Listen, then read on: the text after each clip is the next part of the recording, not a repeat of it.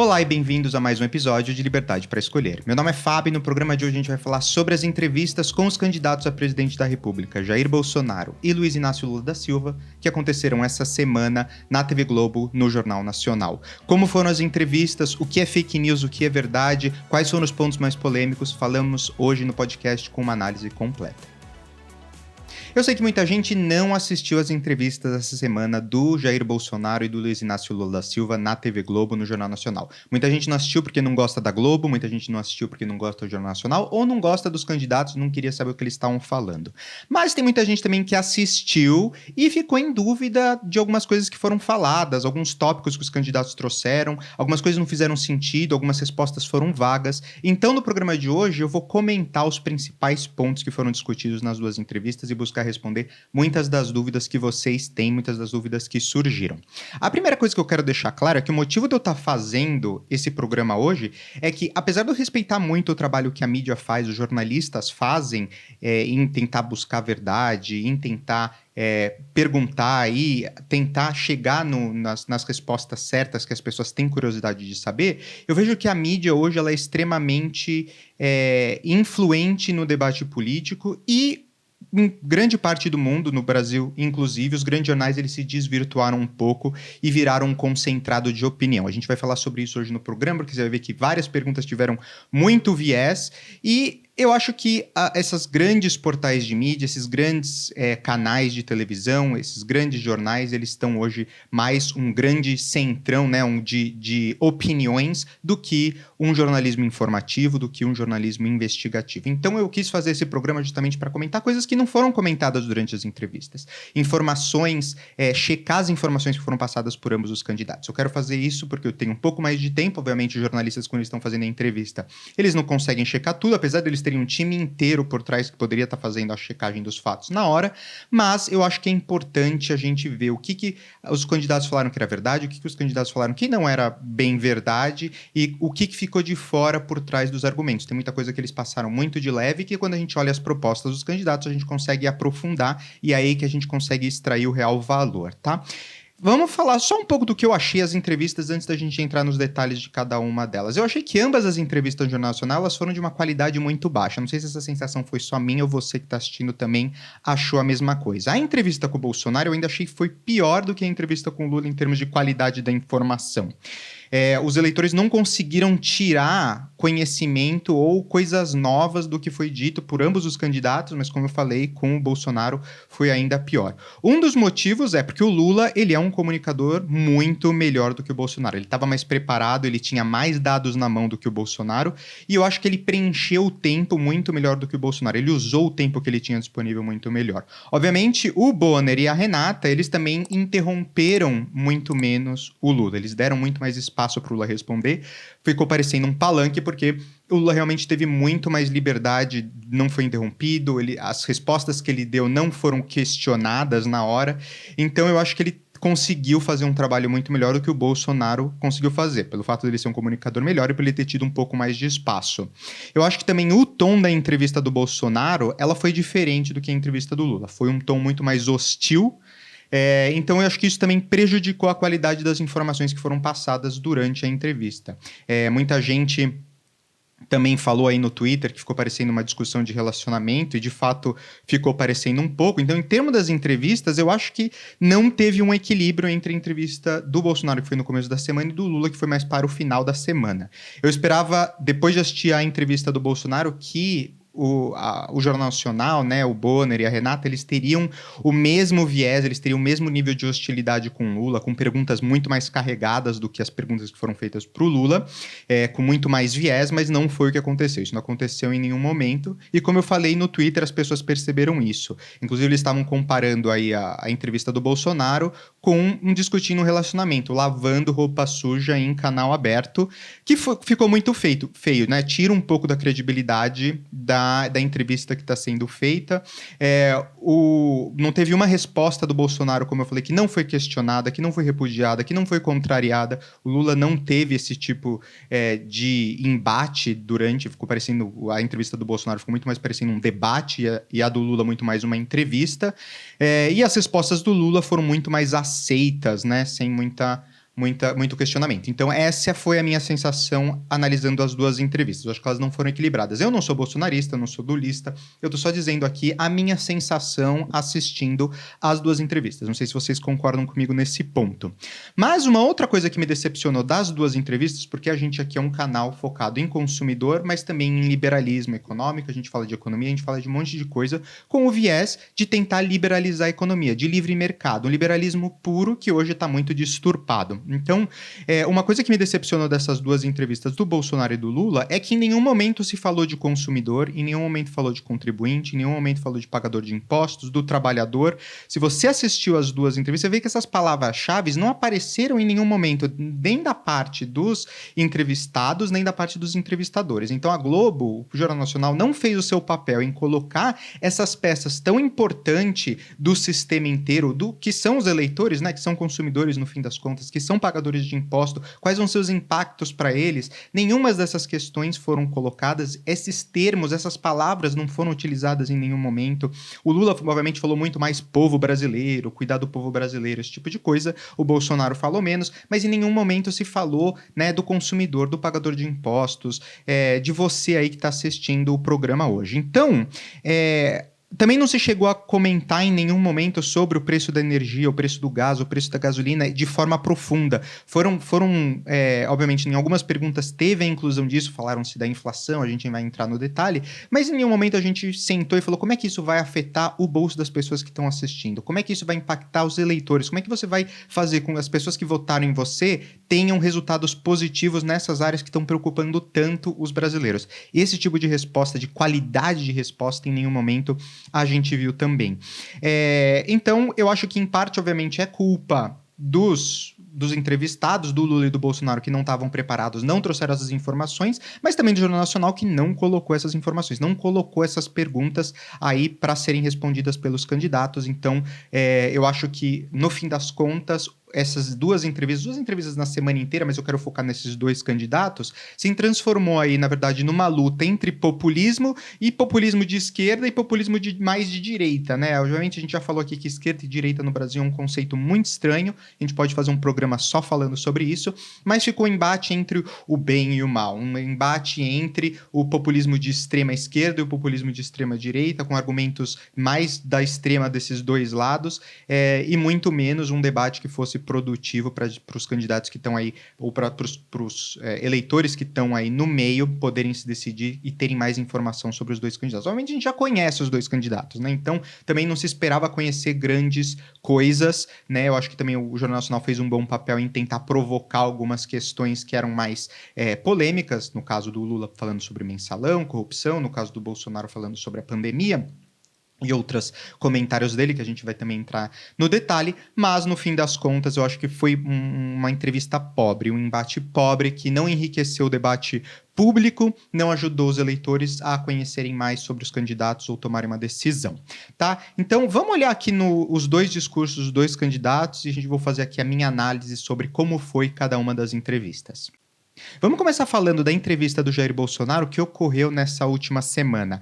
A primeira pergunta que fizeram para o Bolsonaro foi sobre as ofensas que ele fez ao ministro do Supremo Tribunal Federal e também usaram a pergunta para falar sobre a intenção dele questionar ele sobre o golpe, dele estar tentando aí colocar a questão do golpe da segurança das eleições, enfim, tentaram misturar essas duas perguntas que são, obviamente, pontos que as pessoas da esquerda e a mídia focam bastante, pontos um pouco mais resolvidos já para os eleitores do Bolsonaro, mas uma coisa que com certeza era um ponto importante para ser tocado. Eles citaram naquele momento também a Carta de Defesa do Consumidor, que eu acho que foi muito mau gosto, simplesmente pelo fato de que a carta teve 1 milhão de assinaturas num país que tem cerca de 210 milhões de habitantes. Então, se você pensar que essa Carta da Democracia, ela foi um fiasco. Então, eu ficaria até com vergonha, mas é que a mídia trabalhou tanto para construir essa Carta da Democracia que eles tiveram que citar lá essa questão da carta. Eu não teria trazido esse ponto porque, obviamente,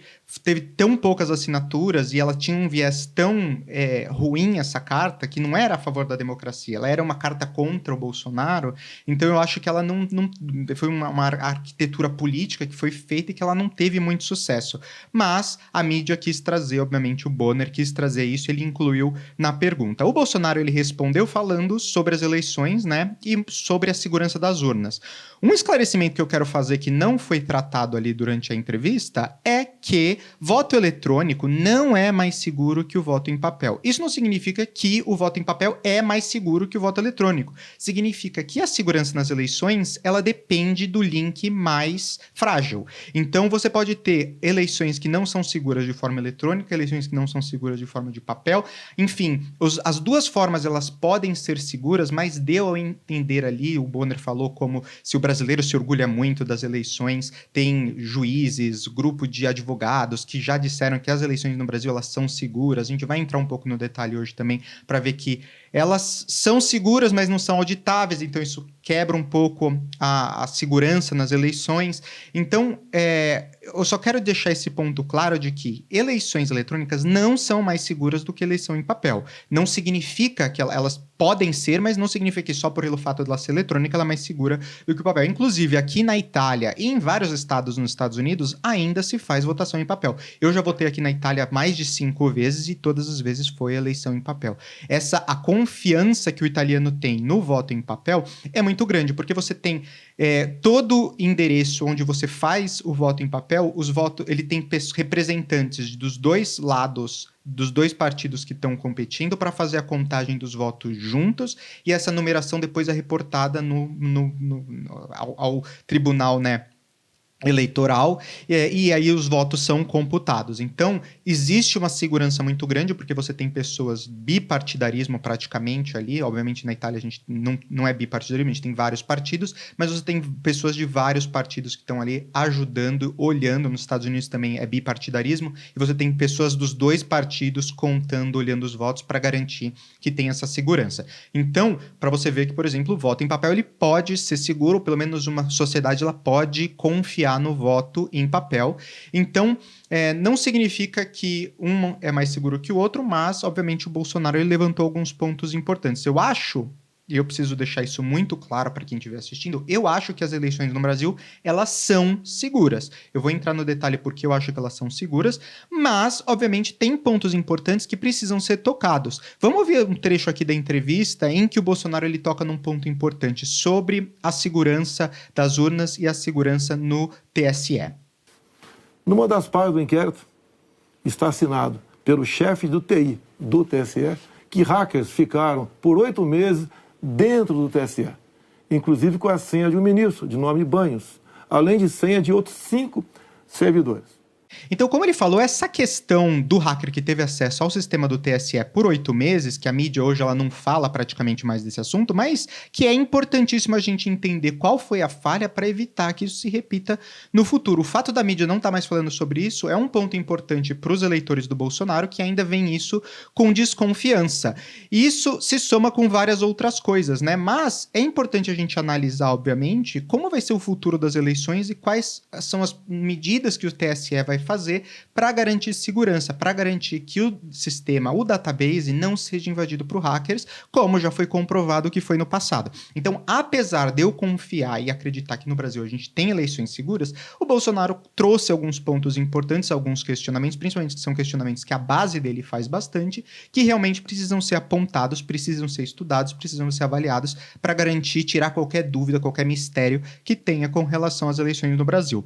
Outra razão que eu acho que as eleições no Brasil elas são seguras é que não tem interesse de burlar as eleições no Brasil. Não tem como nos Estados Unidos, por exemplo, interferência russa, interferência de hackers estrangeiros. No Brasil não tem essa questão de interesse de outros países em influenciar as eleições do Brasil. Obviamente existem interesses internos de ter uma pessoa ganhando ou outra pessoa ganhando, mas o sistema eleitoral brasileiro, pelo fato dele ser proporcional e não distrital como é nos Estados Unidos, para você roubar, você tem que simplesmente virar a quantidade de pessoas, votos totais por candidatos, o que é uma coisa muito difícil de você fazer. Teria que ser um roubo realmente a portas abertas para todo mundo ver, e ficaria muito evidente que teve algum tipo de manipulação dos números. Então eu acho que no Brasil não tenho interesse, seria muito difícil você fazer pela forma como é o nosso sistema eleitoral. Nos Estados Unidos, por exemplo, a questão é muito mais grave porque você tem os votos distritais. O que eu sou a favor do voto distrital, mas isso abre pesos diferentes por estados e regiões, então você não precisa influenciar a votação como um todo, como seria no Brasil, o voto total, mas você precisa influenciar regiões específicas que poderiam virar as eleições, conseguir a maioria dos distritos para poder eleger um candidato. Então, no Brasil, eu acho que é um pouco mais complicado, então é um outro fato que eu acho que ajuda aí no discurso de segurança das eleições no Brasil. Mas, obviamente, segurança também é transparência. Então, o fato, o que o Bolsonaro também tocou, sobre os logs terem sido acidentalmente deletados pela Polícia Federal e pelo TSE, aumentam também essa dúvida com relação à transparência das eleições. O Bolsonaro falou isso na sua resposta. Ele citou o caso desses logs terem sido apagados. O TSE ele poderia ter disponibilizado os logs imediatamente, eles deixaram mais de 7 meses, quase 8 meses, os logs guardados, e depois, quando eles foram apresentar essa informação que foi pedida, os logs simplesmente desapareceram, falando que deletaram acidentalmente, né, esses logs. Então, realmente cria uma desconfiança. Se você não consegue depois ter os logs para você auditar, a falta de transparência acaba fazendo com que os eleitores do Bolsonaro fiquem com essa pulga atrás da orelha. Isso não ajuda a você criar um ambiente no Brasil que transmita segurança e transparência nas eleições. É fato também que as eleições no Brasil elas não são auditáveis. Aqui está um trecho do Bolsonaro falando sobre a auditoria durante a entrevista. E outra coisa, em 2014, tivemos eleições, no segundo turno, o PSDB duvidou da lisura das eleições e contratou uma auditoria. E a conclusão da auditoria do PSDB, que as urnas são inauditáveis. Esse bloco depois terminou com o William Bonner pedindo para o Bolsonaro fazer um compromisso eloquente, que eu achei muito engraçado ele usar essa frase, querendo dizer que o Bolsonaro não é muito eloquente, não fala muito bem, não consegue transmitir bem as suas ideias, então ele queria um compromisso claro. Eu acho que se ele falasse um compromisso claro seria uma palavra melhor, de que o Bolsonaro ia respeitar o resultado das eleições no matter what, não, independente do que aconteça, ele ia respeitar o resultado das eleições. Foi um momento muito estranho da entrevista, porque o Bolsonaro ele falou, sim, eu vou respeitar em caso as eleições sejam limpas e sejam transparentes. Vamos ouvir esse trecho porque eu acho que é muito importante. Com o intuito de tirar esse estresse, tirar a intranquilidade desse momento eleitoral do Brasil, o senhor não quer aproveitar essa oportunidade diante de milhões de brasileiros para assumir um compromisso eloquente de que vai respeitar o resultado das urnas, seja ele qual for? Seja qual for, eleições limpas devem e têm que ser respeitadas. O senhor vai limpas respeitar... e transparentes têm que ser respeitadas. Está atestado que as eleições brasileiras são limpas e são transparentes e que as urnas são auditáveis. Isto posto, eu lhe pergunto mais uma vez. O senhor vai assumir um compromisso diante de milhões de brasileiros de respeitar o resultado das urnas e estimular os seus seguidores a fazer o mesmo, candidato? Serão respeitados os resultados das urnas desde que as eleições sejam limpas e transparentes. Como você disse que são auditáveis, em 2014 não aconteceu isso. Mas tudo bem. Vamos botar um ponto final nisso? O senhor vai botar um ponto final? Ponto final. Vamos para outra pergunta, outro assunto. Então, vamos respeitar os resultados. Nós temos uma declaração importante do candidato Bolsonaro assumindo publicamente o respeito ao resultado das urnas de outubro. Renata. A gente vai ver ainda hoje na entrevista do Lula, mas um momento como esse, durante a entrevista do Lula, não teve nenhum momento em que o William Bonner falou para ele, olha, eu quero que o senhor prometa aqui publicamente que o senhor não vai roubar, eu quero que o senhor faça aqui uma promessa pública de que não vai usar a máquina pública para perseguir as pessoas que te investigaram ou que te julgaram. Não teve nenhum tipo de pedido de compromisso por parte do William Bonner para o Lula, como teve em mais de uma vez durante a entrevista do Bolsonaro. Então foi um momento meio awkward dessa entrevista. Não sei se vocês concordam comigo, mas foi um momento que eu achei muito esquisito, muito estranho, apesar de que é importante esse comprometimento do Bolsonaro de que ele vai respeitar os resultados das eleições. Eu acho que isso realmente era um ponto que deveria ser tocado, mas de novo mostra um pouco a diferença entre a entrevista do Bolsonaro e a entrevista do Lula, que tira um pouco da credibilidade quando você olha as duas entrevistas e dá margem para as pessoas que seguem e que apoiam o Bolsonaro terem aí um pouco mais de argumento quando eles voltam a falar desses temas. Então, eu achei que isso foi um momento um pouco estranho da entrevista.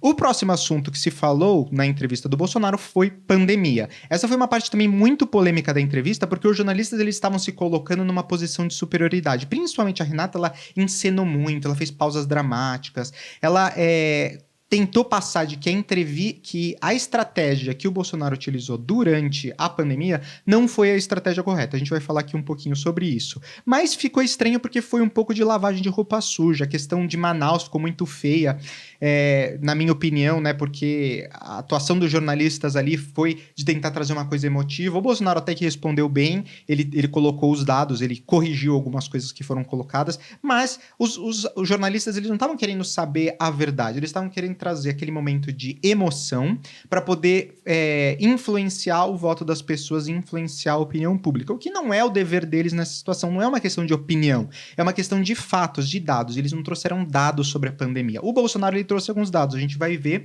e ele conseguiu se virar até que bem.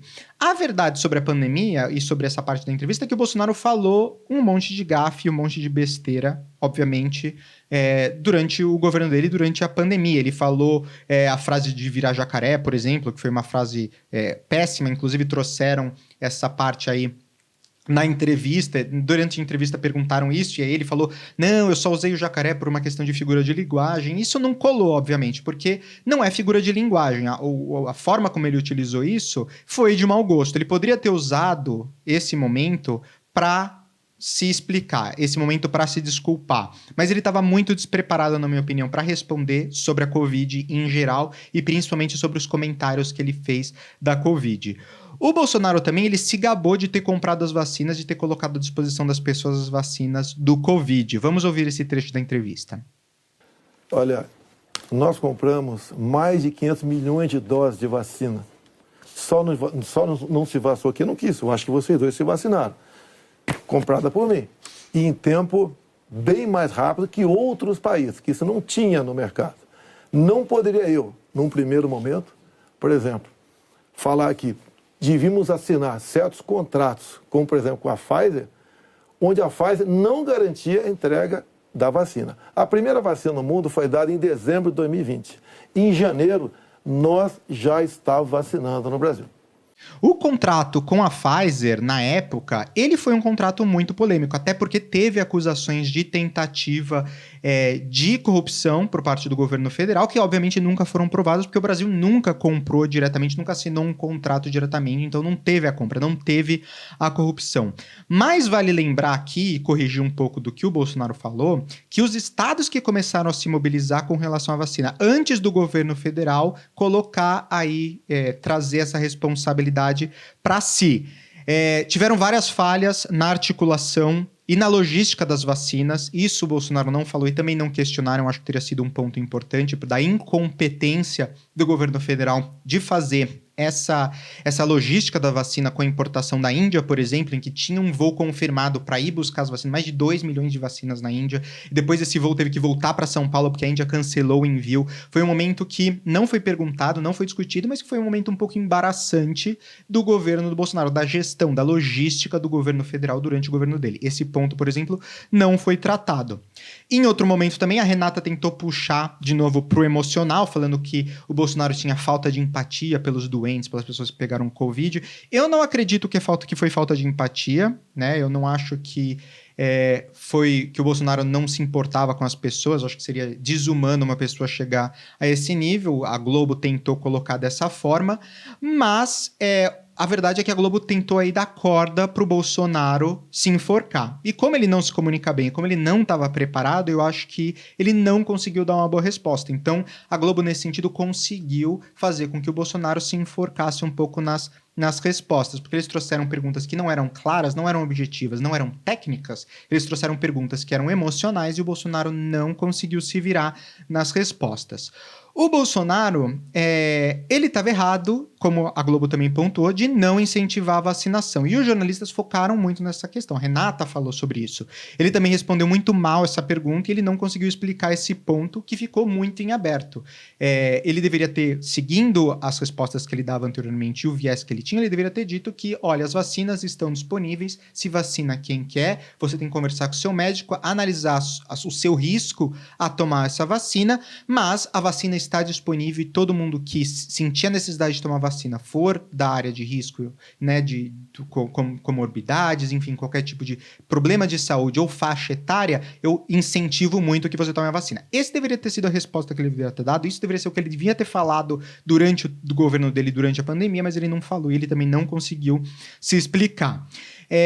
O Bolsonaro, em contrapartida, ele estava certo em seguir o modelo americano e de dar autonomia para os médicos, não obrigando a vacinação. Uma coisa que aconteceu aqui na Europa. Outra coisa que ele fez foi não de fazer um lockdown nacional. Aqui na Itália a gente teve lockdown nacional e nos Estados Unidos tiveram. Em vários países tiveram os lockdowns em várias regiões, né? Nos Estados Unidos em vários estados. Não teve um federal que pudesse tomar todos os estados, mas os estudos hoje mostram realmente que foi muito prejudicial. Foi prejudicial para a economia, foi prejudicial para a saúde das crianças que não podiam sair de casa, não podiam ir para a escola, foi prejudicial para a saúde mental das pessoas que tiveram muito mais depressão, aumentaram os suicídios. Enfim, tiveram várias coisas ruins do lockdown e o lockdown, no fim das contas, não conseguiu evitar com que a pandemia se espalhasse, não conseguiu evitar que a população pegasse, tanto é que tem muita gente pegando até hoje e isso não conseguiu parar o vírus. Então aquela história de vamos fazer um lockdown para evitar diminuição da curva, não adiantou. Mesmo com as pessoas trancadas em casa, a curva seguiu o padrão que deveria seguir de uma pandemia, né, de uma pandemia viral. Então isso a gente tem que dar um mérito aí pro Bolsonaro, porque ele seguiu esse modelo americano, que na época era o modelo do Trump, que realmente fez com que a economia não ficasse num buraco tão grande. Nos Estados Unidos, a mesma coisa. Nesse momento, a Renata falou um ponto que não é verdade. Ela disse que os países do mundo incentivaram o ficar em casa se puder. Foi exatamente o que ela falou. Vamos ouvir esse trecho. Candidata, mas as medidas socioeconômicas importantíssimas, elas foram adotadas por governos no mundo inteiro justamente para sustentar o fique em casa no pico da pandemia, fique em casa se puder. Para que as pessoas pudessem proteger a própria vida e, ao mesmo tempo, receber um amparo econômico. Nesse trecho também da entrevista, a Renata falou sobre o amparo econômico. Vamos falar mais um pouco disso na parte da economia, mas hoje se vê que essa estratégia de lockdown que foi imposta pelos governos foram péssimas para o PIB. Elas criaram um monte de problema de supply chain que a gente está tendo até hoje, que criou também o problema da inflação em grande parte. Os amparos sociais, eles são responsáveis pela inflação, porque você está colocando mais dinheiro em circulação, criando desequilíbrios.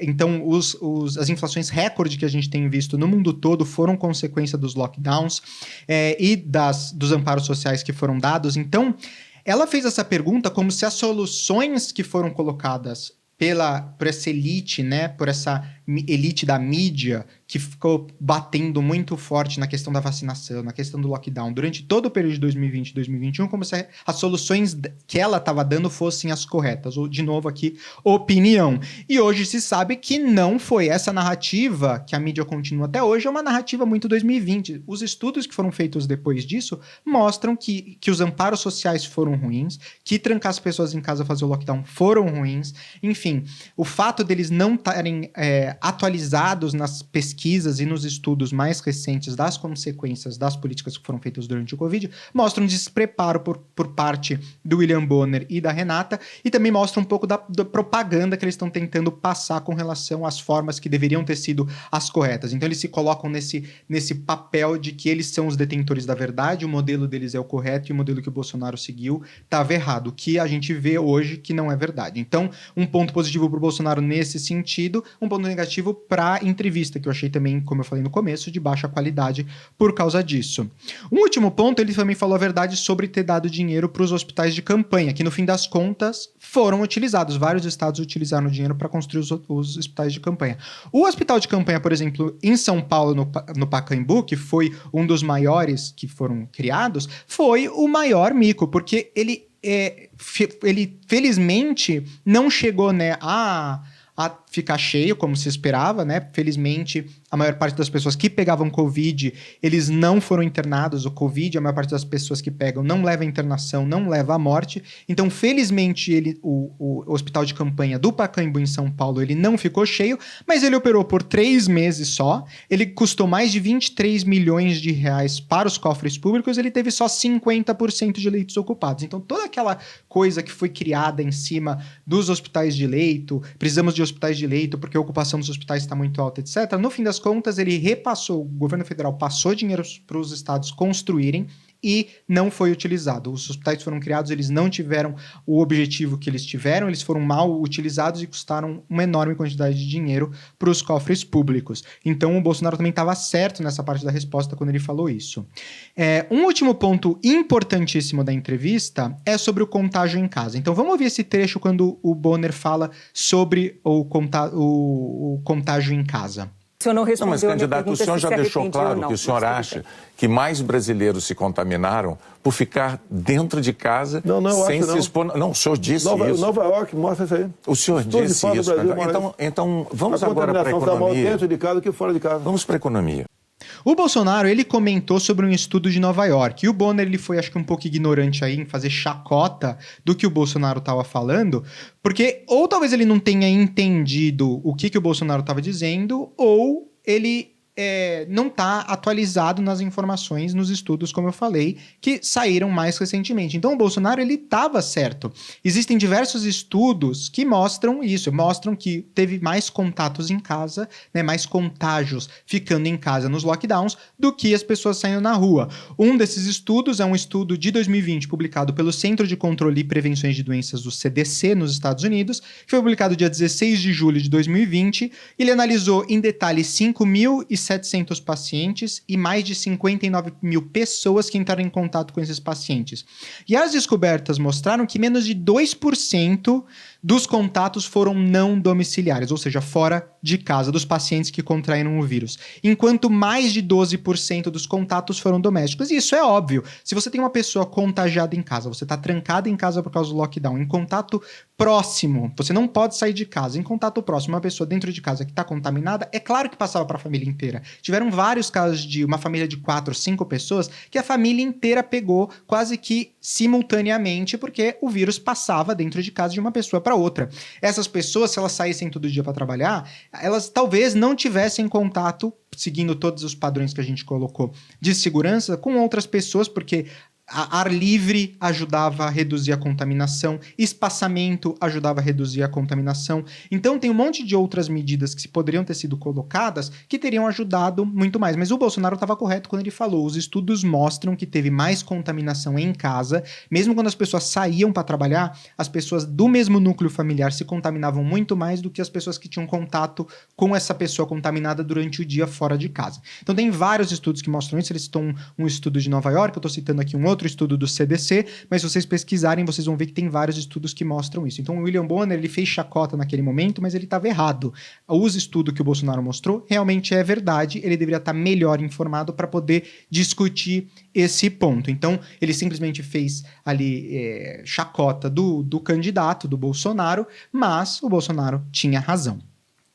Vamos então agora falar sobre a economia. Depois deles terem discutido essa questão da pandemia, eles foram para a economia e nesse momento a batata já estava quente, né? Porque a economia é um ponto muito importante, é um ponto que está afetando os brasileiros de forma muito específica, é um ponto também extremamente importante para os eleitores, então eles fizeram bem de tocar na questão da economia. O Bolsonaro, obviamente, ele culpou a pandemia e a guerra na Ucrânia pelo mau desempenho, né? Pela baixa performance econômica econômica do seu governo. A gente já falou aqui no podcast várias vezes que a inflação no Brasil, que é uma das principais coisas da economia, né, um dos principais legados da economia do Bolsonaro é a alta da inflação, que foi um dos legados, por exemplo, do governo Dilma.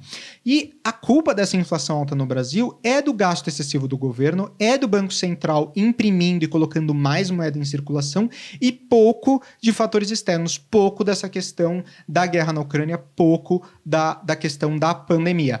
Mas a gente sabe que os fatores externos, obviamente, estão fora do controle do governo federal. Essas coisas que vão acontecer estão impactando não só o Brasil, mas todos os países no mundo, os Estados Unidos, a Europa, todo mundo está sendo impactado pelos efeitos da pandemia, pelos efeitos do supply chain, pelos efeitos na guerra da Ucrânia, mas as coisas que estão na mão do governo, que é gastos do governo e o Banco Central não imprimir e colocar um monte de dinheiro em circulação, é um ponto que são de alçada do governo, mas que o governo perdeu completamente o controle. Então, ele deveria ter focado muito mais em trabalhar essas duas coisas que são alçada do governo, deveriam estar sob o controle do governo, que estão agora completamente fora do controle, do que se preocupar com uma coisa que é um fator externo que está inerente, né? É com certeza fora do controle do governo. Não tem como você se preparar para fatores externos, mas os fatores internos que você consegue controlar deveriam ter sido controlados. E o governo Bolsonaro administrou essa parte muito mal. O auxílio emergencial, como a gente falou, é um dos principais do rombo fiscal, é um dos principais motivos pelo qual a gente está estourando o teto de gastos, a prorrogação disso, tem também, obviamente, a redução do que está se recolhendo de ICMS para os combustíveis para tentar controlar a inflação, enfim, tem várias outras coisas, mas o auxílio emergencial que foi dado colocou um monte de dinheiro em circulação, um monte de dinheiro no bolso das pessoas, e isso está elevando a inflação de forma galopante no Brasil até esse momento. Estamos agora num momento de deflação, estamos num momento de controle um pouco maior da inflação, mas isso ainda é um ponto importante para ser discutido. O Bolsonaro, ele disse que a inflação no Brasil ela vai ser menor do que nos Estados Unidos e no Reino Unido, que o Brasil está tendo uma deflação. Vamos ouvir esse trecho. Se você pegar os dados de hoje, você vê o Brasil como talvez o único país do mundo com uma deflação. Um país onde vai ter uma inflação menor do que, por exemplo, a Inglaterra, menor que os Estados Unidos. Olhando o gráfico aqui, a gente vê que a inflação no Brasil ainda está mais alta do que os outros dois países. Talvez para os Estados Unidos e para o Reino Unido, que tem uma inflação de 8,5% e 10,10% respectivamente, já seja uma inflação muito alta historicamente para esses países, o que de fato é. Mas, por enquanto, a inflação no Brasil ela está mais alta. A gente teve uma deflação aí em julho, muito provavelmente a gente vai ter agora em agosto também, mas isso é resultado das medidas que foram feitas de redução de ICMS, que a gente já falou muito aqui no episódio anterior do podcast. Você pode ir lá para ouvir maiores detalhes, mas é algo que não vai se manter no longo e no médio prazo. Então, quando ele falou, o Brasil é um dos países que tem agora inflação, dos poucos países no mundo que tem inflação, porque ele tirou um monte de impostos, isso foi sentido agora nesse momento, mas a gente deve tornar a ter inflação, e a inflação acumulada no Brasil nos últimos 12 meses continua alta. Olhando o gráfico, a gente vê que muito provavelmente a inflação no Reino Unido deve superar realmente a inflação no Brasil, mas eu não acho que o Brasil vai cair o seu nível de inflação menor do que a inflação que está acontecendo agora nos Estados Unidos. Então, é uma parcial verdade aí que o Bolsonaro falou nesse momento na entrevista. Depois, o Bolsonaro, ele elencou um monte de série de dados, números da economia, número do desemprego, o número de digitalização do Brasil, né, que o Brasil é o 7º país no mundo com maior digitalização. Então, ele elencou um monte de coisa, um monte de dados, e ele falou naquele momento muito bem, na minha opinião. Ele conseguiu se expressar, se explicar muito bem, e o Bonner ficou satisfeito. Tanto é que, naquele momento, o Bonner acabou as perguntas, não continuou a falar mais sobre economia, a rebater as respostas do Bolsonaro, porque naquele momento ele estava preparado, naquele momento ele trouxe dados e conseguiu falar sobre o tema. Então, ele deixou ali o Bonner sem respostas, ele não cutucou mais o Bolsonaro, porque ele se satisfez com a resposta que o Bolsonaro fez. Deveria ter sido assim toda a entrevista, como foi a do Lula, que o Lula conseguiu responder, ou pelo menos enrolar em grande parte das respostas, e o Bonner e a Renata conseguiram aí aceitar muito mais as respostas do Lula do que as respostas do Bolsonaro, mas esse momento ele falou muito bem, ele conseguiu se defender no final aí da entrevista na parte de economia. Depois eles passaram para falar sobre meio ambiente. Primeiro eles focaram no IBAMA, na questão dos tratores, então os jornalistas eles fizeram aí perguntas muito carregadas com viés esquerdista, na minha opinião, por exemplo, quando eles falam da propriedade privada, dizendo que trator que está lá para derrubar árvore tem que ser queimado mesmo, que o IBAMA tem que aprender e destruir o bem. Essa destruição, ela não é justificada. Aqui está o trecho da entrevista que eles falam sobre isso. Especialistas dizem que quando o senhor desautoriza, por exemplo, a destruição de equipamentos pelos órgãos fiscalizadores ou quando o senhor desmonta órgãos como o IBAMA, o senhor está passando uma mensagem de incentivo a quem desmata ou ao garimpo ilegal. Primeira coisa, a destruição, como dá em lei, é se você não puder retirar o equipamento daquele local. O que vinha acontecendo, e ainda vem, infelizmente, é que o material pode ser retirado do local, porque se chegou lá, pode ser retirado. E há o abuso de uma parte. E como eu disse para você, tem abuso locais... de qual parte? Tem locais na Amazônia ali que é permitido. Mas desculpe, eu não entendi. Abuso de qual parte do órgão fiscalizador? Sim, por parte do IBAMA. Sim. Por que, candidato? O que seria um Mas abuso o seguinte, do IBAMA o que diz a lei... na defesa da floresta O que diz amazônica? a lei, um trator, por exemplo, você tem que tocar fogo se não puder retirar daquele local. O que e muitas vezes o pessoal do IBAMA faz? Toca fogo mesmo podendo retirar o material de lá. Mas a quem interessa defender a posse de um trator utilizado para derrubar árvores na Amazônia, candidato? Mas não está derrubando árvore na Amazônia, está derrubando em áreas, muitas vezes... Mas a lei não fala se um local é permitido ou não. A quem interessa, candidato? A lei não fala. Tem sido destruído, vem ser destruído. A minha orientação é cumprir a lei. Então, sobre a desautorização dos órgãos fiscalizadores para destruir equipamento apreendido... Não desautoriza, mando cumprir a lei. A lei fala que se o material puder ser retirado de lá, assim como entrou, não é para ser destruído. Mas com que propósito mesmo? Eu não entendi. Cumprir a lei. Propósito, cumprir a lei. O Bonner, inclusive, chega a falar a quem interessa, candidato. Ele interessa, obviamente, ao produtor rural, ao dono do equipamento, ao dono da propriedade privada. O IBAMA, ele tem que cumprir a lei. E é isso que o Bolsonaro falou na resposta. Se algum ou alguém estiver usando um trator para destruir a Amazônia, isso tem que ser atuado, isso tem que ser investigado, tem que se prender e não sair tacando fogo em propriedade privada. O Brasil não é um país em que se confisca bens de propriedade privada dessa forma. O Brasil ainda é um país de Estado de Direito. E no Estado de Direito, você tem que respeitar a propriedade privada. Então, a normativa que o Bolsonaro está fazendo, como a gente vai ver, é para proteger não os grandes empresários que estão destruindo a Amazônia. É para proteger o pequeno e o médio produtor, que talvez, em alguns casos, não sempre estão destruindo a Amazônia, estão derrubando árvores na Amazônia, mas que tem um interesse ali, obviamente, de tentar controlar, e isso deveria ser feito, obviamente, pelos meios legais, e não, obviamente, o IBAMA sair tacando fogo em propriedade privada, e porque isso é contrário ao Estado de Direito. E o Bolsonaro, naquele momento, ele conseguiu, de certa forma, defender. A mídia... Ficou claro na pergunta que ela não defende propriedade privada. Isso ficou claro em ambas as entrevistas. Na entrevista do Bolsonaro, na entrevista do Lula, você vai ver várias perguntas com um viés muito carregado com relação à defesa de propriedade privada. A mídia nunca, nas perguntas, ele fala, não, temos que defender a propriedade privada. É sempre mais o outro lado, né? É sempre, mas se destroem, qual é o problema? Mas se invadem as terras, qual é o problema? Enfim, eu acho que mostrou um pouco, abriu um pouco do viés, que eu acho que também tira um pouco da credibilidade nesse ponto da entrevista. Depois a Renata falou sobre a imagem do Brasil, que a imagem do Brasil hoje no mundo é como destruidor de florestas, né? Eu não concordo com isso, mas nesse momento o Bolsonaro ele trouxe 2 pontos extremamente importantes, que eu já falei aqui no podcast, eu quero trazer novamente isso, mas ele não desenvolveu muito bem a sua resposta, né? Ele não desenvolveu muito bem os argumentos. Então eu quero explicar esses 2 pontos que ele trouxe. A primeira coisa é a relação com relação à área produtiva do Brasil versus a área produtiva de outros países. Então você pega a Europa, você pega a China, ele toca no ponto em que ele mostra que os países, eles utilizam muito mais o seu território com áreas produtivas para agricultura do que o Brasil. Só que eles ficam colocando bedelho no que o Brasil faz. A China, por exemplo, destrói um monte de território, um monte de mata para fazer extração mineral. Ninguém está falando da China. A China não tem a visão de a China é uma destruidora de florestas. Ninguém fala sobre isso. É que a Amazônia é um ponto polêmico. A Europa transformou a Amazônia, tem aquele discurso que a Amazônia é o pulmão do Brasil, que também não é verdade.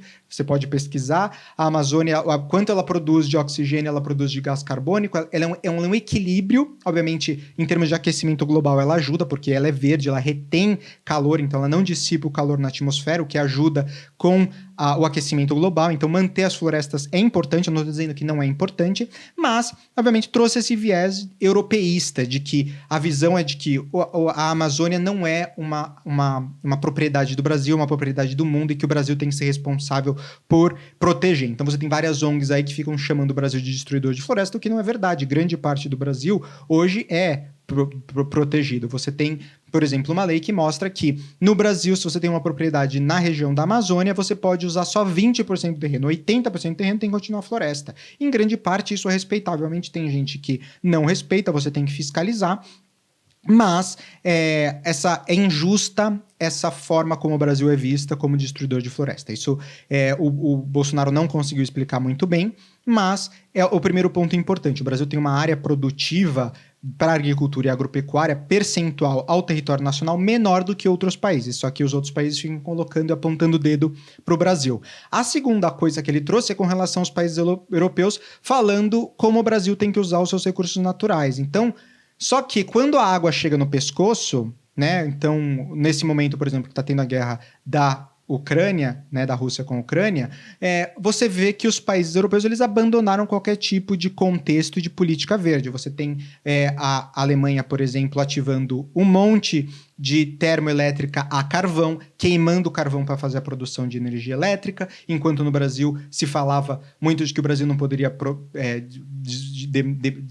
abrir as florestas para produzir energia hidrelétrica. Enfim, os países europeus eles sempre colocaram o olho e apontaram o dedo para as coisas que eram feitas no Brasil, principalmente com relação à Amazônia, por causa de defendendo políticas verdes. Só que você vê que quando a água chega no pescoço, os primeiros países a abandonar qualquer tipo de política verde são os países europeus, são os países desenvolvidos, são os países do G20. Então ele trouxe esse ponto, ele não conseguiu aprofundar do jeito que ele deveria ter aprofundado, mas é um ponto importante para a gente se falar. Então isso mostra um pouco o viés que os países europeus eles têm com relação à produção de energia, à proteção do meio ambiente. Depois o Bolsonaro falou sobre um assunto que poucas pessoas sabem, eu fiquei muito contente que ele trouxe esse ponto, que é esse trecho aqui da entrevista que a gente vai ouvir agora. Cada vez mais o mundo vê, como a própria presidente do OMC disse há 2 meses, 3 meses atrás, disse o quê?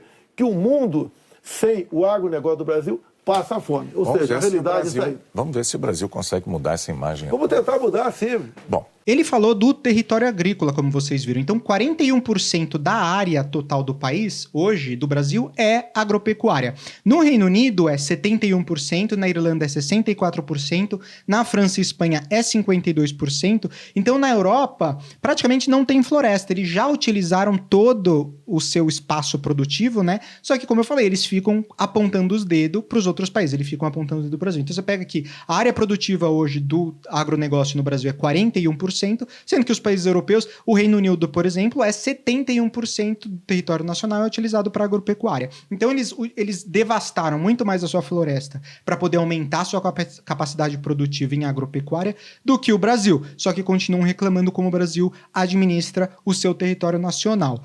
Uma outra coisa importante da gente falar, que também poucas pessoas sabem, é que o agronegócio brasileiro ele é responsável por alimentar mais de 1 bilhão de pessoas no mundo. Então, a gente faz isso com cerca de 41% do nosso território para agropecuária. A gente utiliza muito bem o território que a gente tem para a produção de alimento. Se você pensar que só 41% do território a gente consegue alimentar mais de 1 bilhão de pessoas no planeta, e se não fosse pelo Brasil, não fosse pelo agronegócio brasileiro, mais de 1 bilhão de pessoas, ou pelo menos milhões de pessoas no mundo, iam passar fome. Então o Brasil hoje, a agropecuária brasileira, ela é extremamente importante. Trabalhar e pensar em como fazer obviamente, uma agropecuária sustentável tem o seu lugar, mas a gente tem que reconhecer a importância dos fazendeiros, a importância das pessoas que trabalham nas fazendas no Brasil todos os dias, que produzem alimentos, os alimentos que você consome, que o mundo inteiro consome todos os dias, que vem da agropecuária, do agronegócio brasileiro, utilizando pouca terra, eles conseguem ter uma produtividade extremamente alta, muito mais do que outros países no mundo. Então é de tirar o chapéu essa questão da agropecuária, é um ponto que eu queria trazer, e eu fiquei feliz que o Bolsonaro trouxe esse ponto, que nem eu falei, ele não conseguiu explicar, não conseguiu entrar nos detalhes, mas eu acho importante tocar nesse assunto. Em seguida, falaram sobre política, né? A primeira pergunta foi sobre a questão do Centrão. Então, o Bolsonaro, ele não foi muito honesto quando ele falou que o Centrão não existia na época dele. O Centrão já existia desde a Constituinte de 88. Claro que não existia da forma como ela é hoje, né? Porque hoje a gente considera o Centrão de uma forma muito diferente. Os partidos políticos no Brasil mudaram de uma forma muito grande nos últimos 20 anos, mas o Centrão ele é resultado do nosso sistema eleitoral. Ele sempre existiu. Desde que a gente criou a nova Constituição, o Centrão sempre existiu, porque a gente coloca pessoas no Congresso de forma proporcional. A gente dá oportunidade para pluralidade. A gente quer o maior número de partidos políticos dentro. Então, em vez da gente ser no Brasil, por exemplo, um bipartidarismo, então ter o lado direito e o lado esquerdo, como é nos Estados Unidos, você tem os republicanos e os democratas. Na Inglaterra, você tem os conservadores e a parte partido seria dos trabalhadores. Então você tem essa dualidade que no Brasil não existe. No Brasil é mais plural, você tem muitos partidos. E, obviamente, se você tem muitos partidos, você não tem o lado direito e o lado esquerdo. Você tem a extrema direita, as pessoas mais para a extrema, e, obviamente, a extrema esquerda. E um monte de gente no centro. São mais de 300 parlamentares que hoje estão no centro. Se você não consegue se articular com o Centrão, você não consegue passar nenhuma medida. Então, não é culpa do presidente, seja ele Bolsonaro ou Lula, que eles se envolvem com o Centrão. Obviamente, eles têm que se envolver com o Centrão. É o único jeito de você, num presidencialismo, que você tem um Congresso Federal, de você passar as medidas e as leis, é você ter uma articulação com o centro. Se você quer acabar com o Centrão no Brasil, você tem que mudar o sistema eleitoral brasileiro. Você tem que acabar com esse modelo proporcional. Você tem que acabar com a pluralidade de partidos. Você tem que diminuir isso, pelo menos. Então, se o Centrão hoje incomoda, é um problema do sistema que a gente tem no Brasil eleitoral e não um problema de como o representante, o presidente vai se articular, porque a única forma dele se articular e passar qualquer coisa e conseguir administrar, conseguir fazer o que o executivo tem que fazer, é se associar ao Centrão, é se aliar ao Centrão para poder passar. Então o Bolsonaro conseguiu aí falar muito bem na resposta dele sobre essa questão,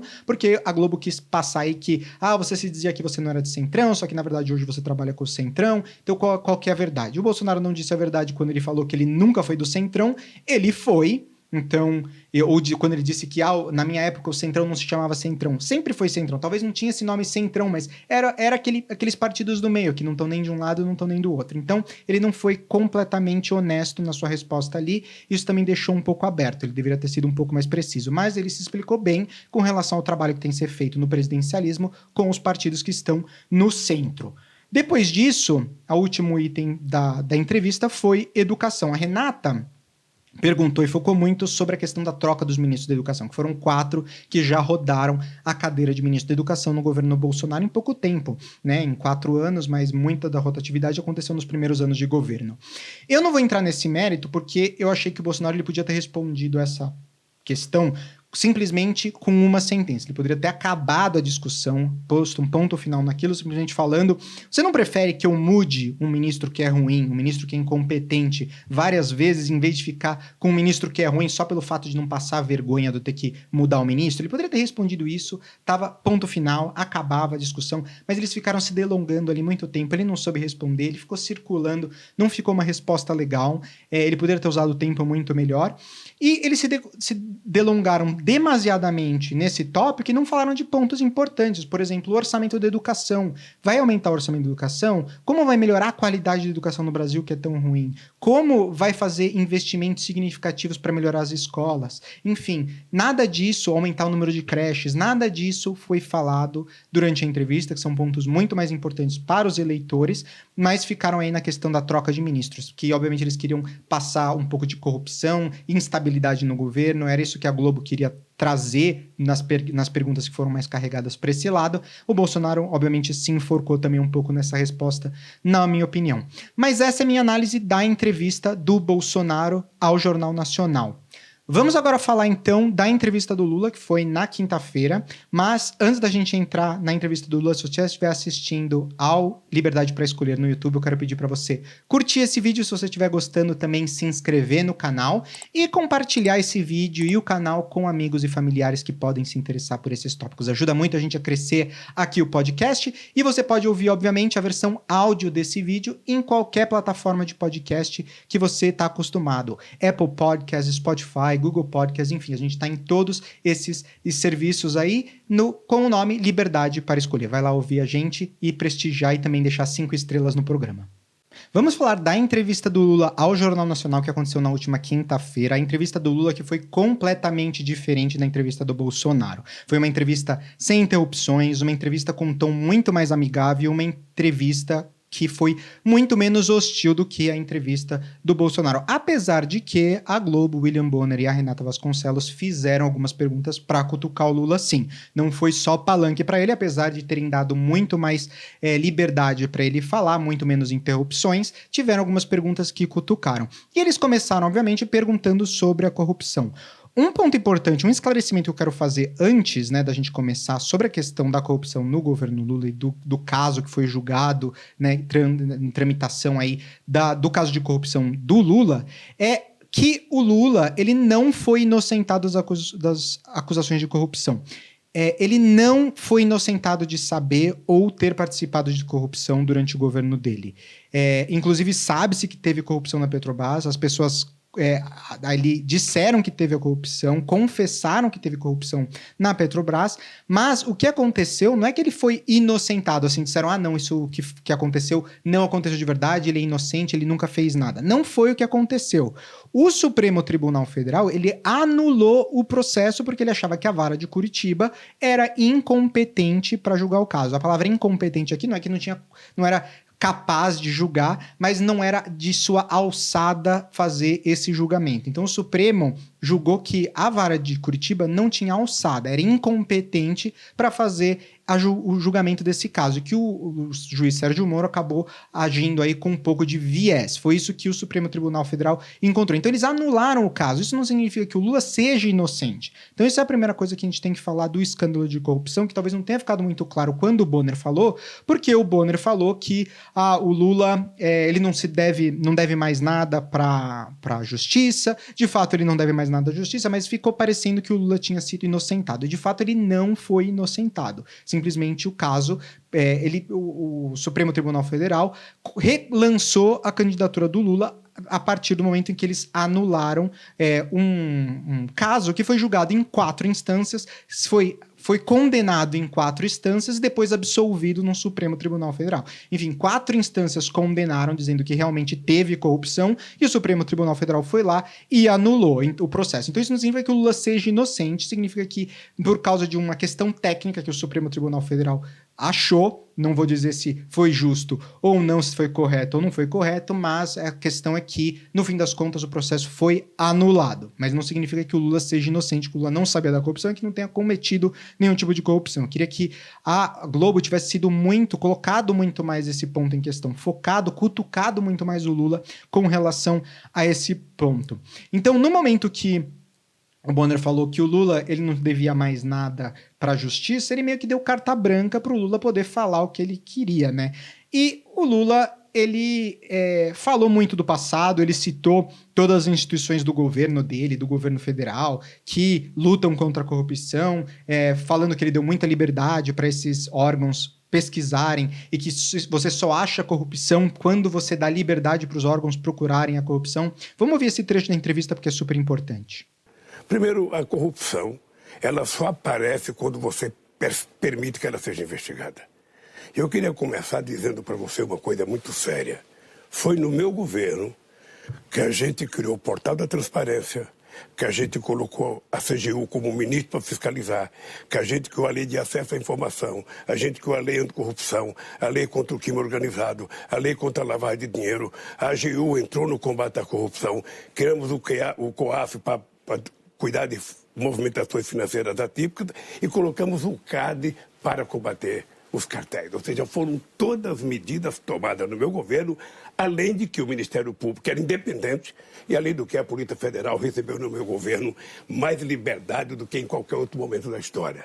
Ele aproveitou também essa pergunta para dizer que ele foi perseguido, que o objetivo da toda a Lava Jato era prender o Lula e que o Moro ele não tinha alternativa a não ser condená-lo, porque já era o destino dele por causa de uma perseguição política que ele ia ser condenado pelos casos de corrupção. O que não é verdade. O Bonner deu um monte de tempo e um monte de palanque pro Lula nesse momento, não interrompeu, deixou ele falar, não voltou na pergunta original. Enfim, eu acho que naquele momento o Lula teve ali uma oportunidade de se esclarecer, falar com o povo brasileiro. Ele não esclareceu, ele não confessou, ele não disse o que aconteceu, o que não aconteceu. Obviamente, ninguém esperava que isso fosse acontecer, mas ele usou aquele momento como palanque para dizer todas as coisas que ele fez, para dizer que ele é a favor da democracia, para dizer que ele é a favor de pesquisar, procurar e sempre fazer investigação para achar corrupção. Ele também não disse nada sobre como ele ia evitar a corrupção, como a gente vai ver. No final, o Lula, obviamente, ele não respondeu como ele vai combater a corrupção ou como ele vai evitar que tenha corrupção no seu governo. Ele simplesmente falou que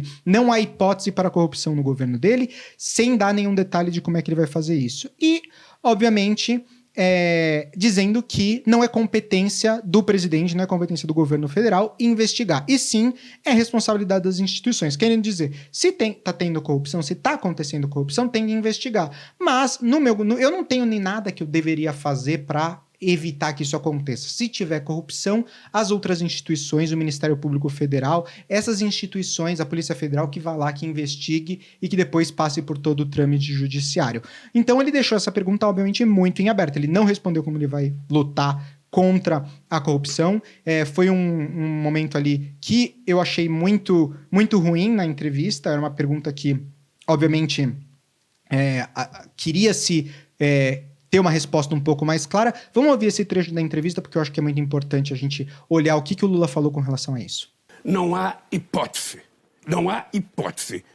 Eu quero voltar à presidência da República e qualquer hipótese de alguém cometer qualquer crime, por menor ou por maior que seja, essa pessoa será investigada, essa pessoa será julgada e essa pessoa será punida ou absolvida. Candidato, é assim que você combate a corrupção num país. É fato que a corrupção, a despeito disso, ocorreu e ocorreu em grande escala. Por isso, eu retomo a pergunta original, que é: como o senhor pode assegurar que elas não se repetirão? Alguma medida nova foi estudada para evitar que aconteça? Boni, primeiras medidas estão colocadas. O Lula também falou, nesse momento da entrevista, muito em seguir o processo de investigação no caso de corrupção, dar autonomia para as pessoas investigarem, mas na realidade, nos últimos anos, o que a gente vê é que o PT ele é contrário à lei da ficha limpa, ele foi contrário à Lava Jato desde o início. Então, apesar dele fazer esse discurso nesse momento de que não, ele quer defender a democracia, ele quer dar autonomia para as instituições perseguirem e acharem casos de corrupção e punir as pessoas que cometem corrupção, a gente vê em atuação do PT que eles não querem que os políticos que participam desse tipo de coisa sejam responsabilizados. Por exemplo, a lei da ficha limpa, que eles são completamente contra. As investigações da Lava Jato, que na época eles foram completamente contra. Então, você vê aí uma inconsistência entre o que o PT e o Lula falou no passado versus o que o Lula falou naquele momento na entrevista. Obviamente, ele está tentando tranquilizar, passar uma mensagem ali para o povo brasileiro e para os investidores e para toda a sociedade de que ele vai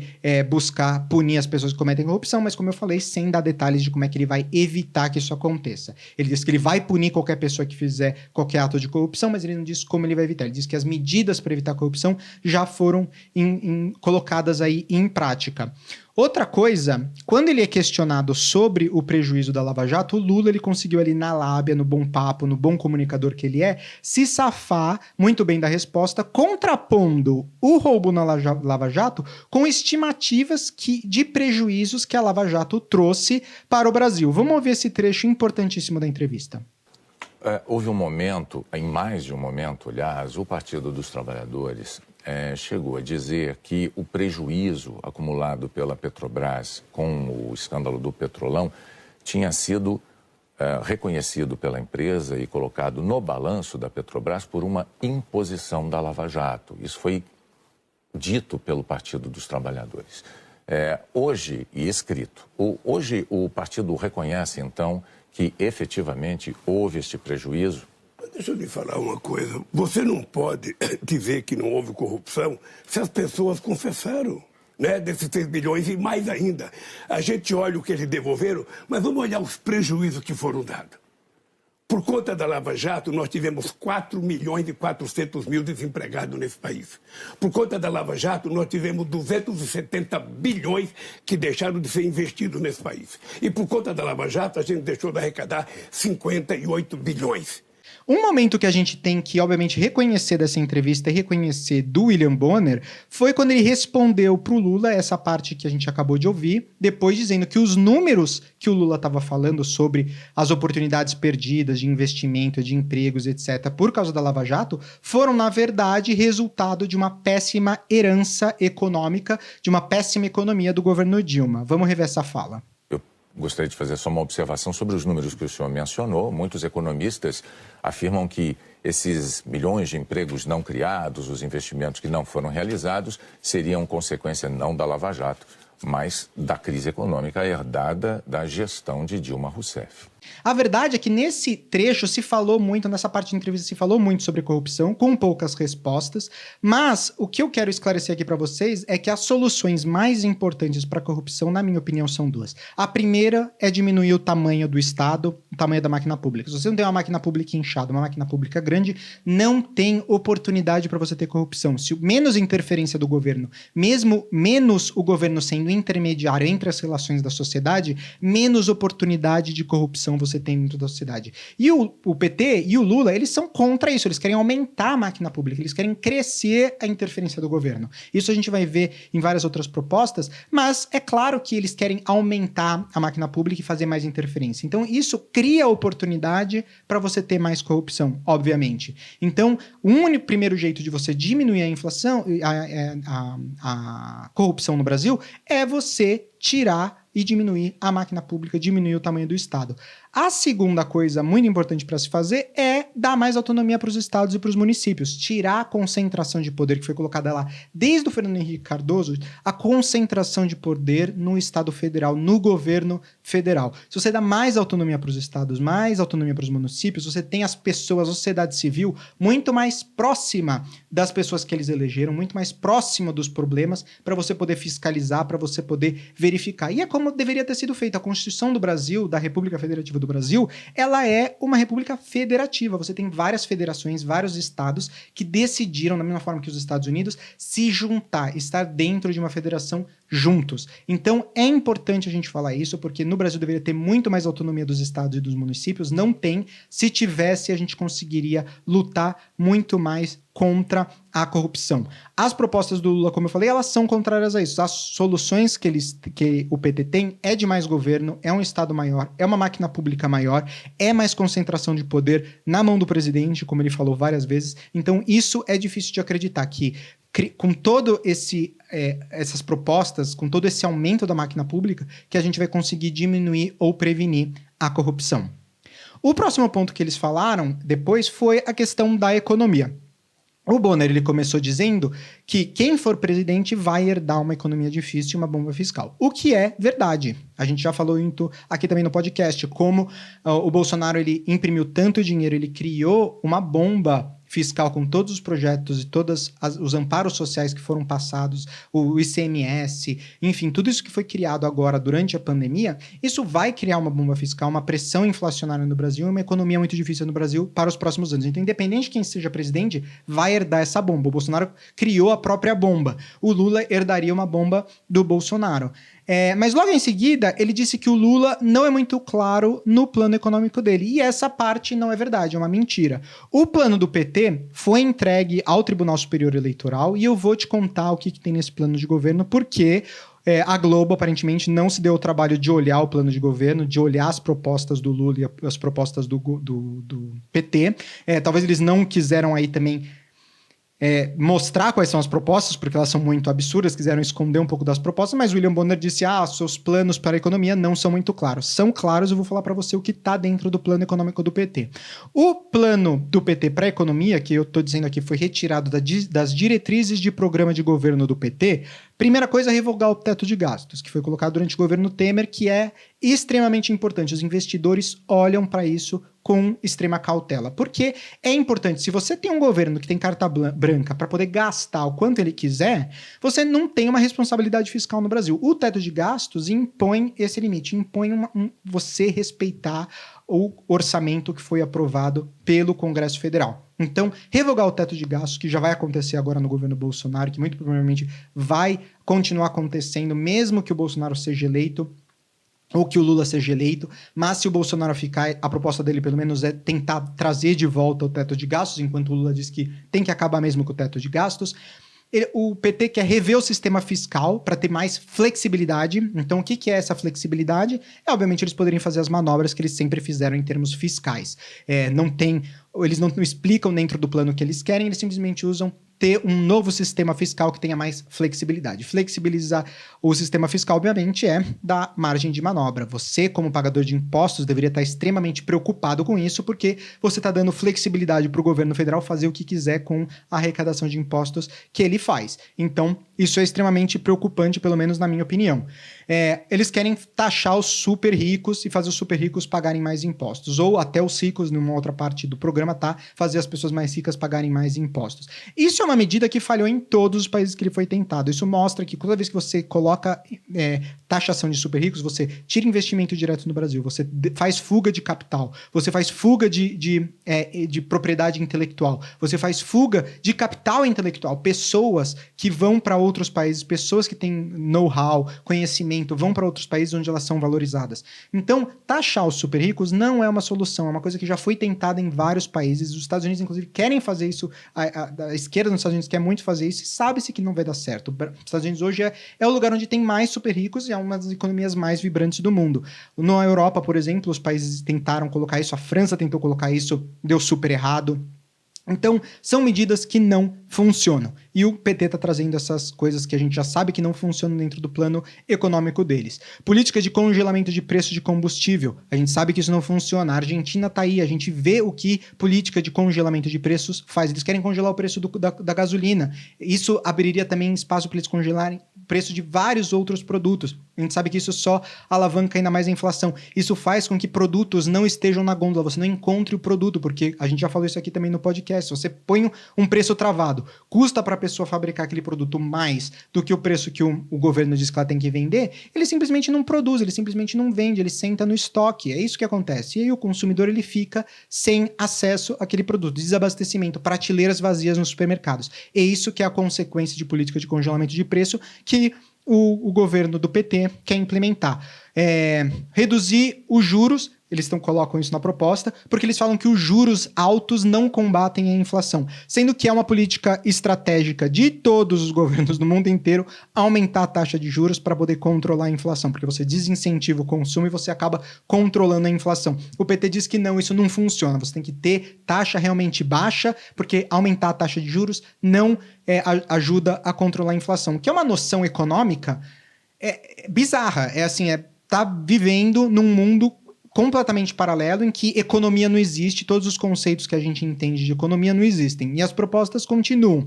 Eles querem travar a cotação do dólar, como se isso fosse dar certo. Não vai ter um monte de fuga de capital se eles tentarem travar a cotação do dólar. Eles querem, entre aspas aqui, proteger o patrimônio do país e recompor o papel indutor e coordenador dos estados e das empresas estatais. Eles querem dar mais autonomia para as estatais, criar mais estatais. A gente está falando de privatização. Achei que o Brasil já tinha superado essa fase de estatais. Não, o PT quer trazer novas estatais, empoderar cada vez mais as estatais, que foi onde os maiores escândalos de corrupção aconteceram. Então, volta às coisas que já não deram certo, que o PT quer trazer de volta. Colocar mais dinheiro público em bancos públicos, fazer bailout, acabar com dívida, a gente vai falar isso sobre Também como eles querem reduzir as pessoas, perdoar a dívida das pessoas utilizando bancos públicos, usando o dinheiro do contribuinte. Eles querem colocar mais...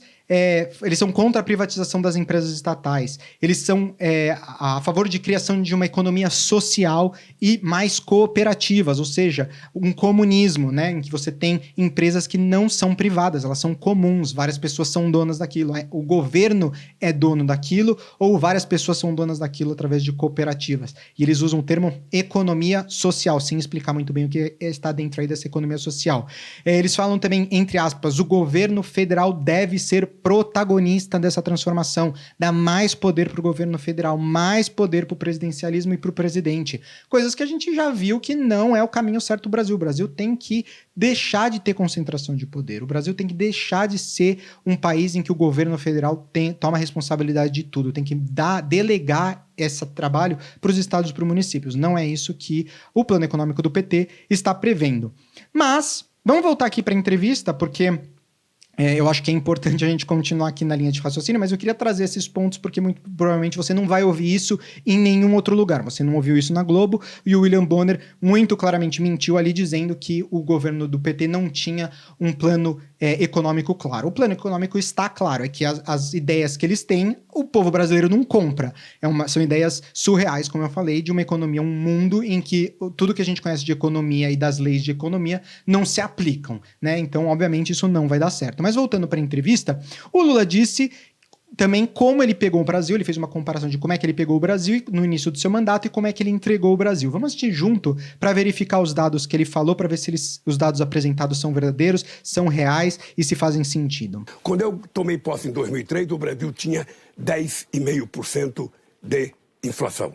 O Brasil tinha 12% de desemprego. O Brasil devia 30 bilhões ao FMI. Nós tínhamos uma dívida pública de 60,4%. O que é que nós fizemos? Primeiro, nós reduzimos da inflação para a meta, sabe, que era 4,5 mais 2 menos 2 durante todo o meu período de governo. Segundo, nós reduzimos a dívida pública de 60,4% para 39%. Nós fizemos uma reserva de 370 bilhões de dólares. E nós ainda emprestamos 15 bilhões para o FMI. Desse trecho, quando o Lula fala sobre a inflação, ele pegou o Brasil com uma inflação de 10,5%, mas ela subiu nos meses que anteciparam a eleição. Se você pegar a média histórica, você consegue ver que no primeiro ano de governo e nos meses que chegavam à eleição, como ele foi crescendo nas pesquisas, a inflação no Brasil disparou, porque o mercado naquela época estava com medo de como é que o Lula ia governar. O Lula naquela época, o PT naquela época, eles eram radicais, ninguém sabia como é que ia ser o governo do PT no Brasil. Então o mercado estava preocupado, a inflação subiu extremamente. Então ele pegou a inflação a 10,5%, mas a culpa é porque ele estava sendo eleito. A inflação subiu em grande parte porque o mercado estava preocupado, as pessoas começaram a consumir muito mais. Então, teve essa preocupação nos meses que antecederam a tomada de governo. Então, quando ele fala, eu peguei a inflação a 10,5% e eu trouxe a inflação para baixo, mas a inflação estava alta também porque você estava no governo, porque você ascendeu à presidência. Então isso é um ponto que obviamente ele não falou, mas que é importante a gente ressaltar aqui. Ele falou também de reservas, e aqui ele não disse se era reservas de dólar ou reservas de ouro. Eu tô falando para você que são reservas de dólar, porque eu fui verificar. E ele falou que durante o governo deles fizeram 370 bilhões de reais em reserva. É uma mentira. Esse nível de reservas ele foi durante o governo Dilma e não o governo dele, como a gente pode ver aqui nesse gráfico. Você vê que esse nível de reservas que ele falou de ser 370 bilhões de reais, ele foi durante o governo Dilma e não o governo do Lula. Então é importante fazer essa separação, porque em alguns momentos ele fala do governo do PT como um todo, então dos quase 16 anos de governo, e às vezes ele fala só do governo dos 8 anos de governo dele. Então quando convém, ele muda de um lado para o outro. Outro ponto que ele falou também sobre a inflação. Então, ele falou que da inflação que eles sempre se mantiveram na meta. Então ele falou, eu trouxe a inflação para baixo, como a gente já falou, e eu sempre mantive a inflação na meta. A gente pode ver nesse gráfico aqui que, primeiro, a meta no Brasil, ela é extremamente ampla. Então, o Brasil é um país que tem ali uma meta de inflação alta, na época do governo Lula era 4,5%, com 2 pontos para cima ou para baixo. Então, primeiro ponto é que a meta da inflação no Brasil é uma meta ampla, então você tem uma margem aí de atuação muito larga, o governo executivo pode fazer o que ele quiser praticamente e conseguir ficar dentro dessa marca, dentro desse limite. Mas um ponto importante para a gente notar aqui no gráfico é que eles sempre se mantiveram muito perto do teto da meta e não do centro da meta. Então quando ele fala, eu sempre me mantive na meta, ele estava na banda mais alta da meta, no teto da meta e não na meta em si. Isso significa que ele pôde colocar muito mais dinheiro na economia e ficar no limite mais alto da meta. Ele não estava mirando em atingir a meta, mas ele estava mirando em ficar no que era tolerável e aceitável dentro do governo. Outro ponto importante é que ele fala que eles nunca saíram da meta, o que não é verdade. Por 2 anos consecutivos, o PT ficou acima da meta. Depois eles conseguiram trazer para dentro das faixas alta e baixa da meta, eles conseguiram ficar ali dentro, mas por um período eles ficaram fora da meta. Então não é verdade que eles ficaram sempre dentro da meta. E, obviamente, com os gastos que tiveram durante o governo do PT e também do governo aí do Bolsonaro, a gente tem uma inflação muito alta, porque os gastos do governo são muito altos. Ele também, constantemente, ele tenta se afastar, como eu estava falando, dos desastres econômicos do que aconteceu no governo Dilma, mas ele tenta pegar um pouco dos louros do governo da Dilma como seus. Então você vê isso frequentemente durante a entrevista. Ele fala no meu governo, só que ele está se referindo a dados do governo da Dilma, querendo dizer que são o governo dele. Em outro momento, quando se perguntar, mas as estratégias econômicas do governo Dilma foram ruins. Ele fala, mas o governo Dilma é o governo da Dilma. Se você quiser, você liga para ela, porque eu não vou responder pela Dilma. Então, assim, fica muito inconsistente, porque ele pega o que são os louros, as coisas boas do governo da Dilma como se fossem seus, mas, ao mesmo tempo, as coisas ruins, ele fala, não sou eu, não era responsável por isso naquele momento, sendo que ele estava por trás nos bastidores, dando as figurinhas no governo Dilma, todo mundo sabe disso. Ele disse também que não vai fazer gestão econômica como foi o governo Dilma. Quando ele foi pressionado ali pelo Bonner, as coisas que a Dilma fez não foram boas, você vai fazer a mesma coisa que ela fez? Ele falou, não vou fazer uma gestão como o governo Dilma. Mas, ao mesmo tempo, ele é a favor do congelamento de preços, como a gente viu, ele é a favor da redução dos impostos e contrário... ele é contrário à redução dos impostos e contrário à isenção fiscal. Ele é a favor do aumento dos gastos públicos. Então, todas essas coisas foram coisas que foram feitas durante o governo da Dilma. Lembra do controle de preços de combustível que foi feito? Isso está muito claro na proposta do PT novamente. Todas essas coisas foram feitas no governo da Dilma, levaram à maior recessão da história do Brasil e o PT vai, então, repetir a mesma receita. Ele está dizendo que não, mas como eu mostrei ali nas propostas, nas diretrizes de governo, você vê que as propostas são exatamente as mesmas do governo da Dilma. Apesar de que, nesse momento, ele falou que ele não ia seguir a receita que foi utilizada na Dilma. Então, qual é a verdade? É o que ele falou ali na entrevista do Jornal Nacional ou é o que está nas diretrizes? Eu acho que é o que está nas diretrizes, porque isso foi entregue ao TSE, então eu acho que é o que eles vão seguir. Mas, obviamente, coloca a gente aí em dúvida. E eu quero terminar essa parte econômica falando sobre um ponto que provavelmente deve ter passado despercebido, mas no final da entrevista, naqueles últimos 60 segundos que o candidato tem para falar sobre qualquer coisa que ele queira, se direcionar diretamente ao povo brasileiro, o Lula falou sobre o endividamento das famílias. Ele fala que hoje 70% das famílias estão endividadas. E esse ponto pode ter passado batido ali naquele momento, porque era realmente o finzinho da entrevista. Talvez se você estivesse cansado, você não ficou até o final da entrevista para assistir aquele momento. Mas isso é um ponto super importante, porque, como eu falei, tá dentro do plano do PT, tá dentro do plano do governo perdoar e renegociar a dívida. E eles querem usar os bancos públicos para fazer isso. Tá claramente escrito isso dentro das diretrizes do plano de governo do PT. Eles querem usar os bancos públicos para renegociar as dívidas das famílias.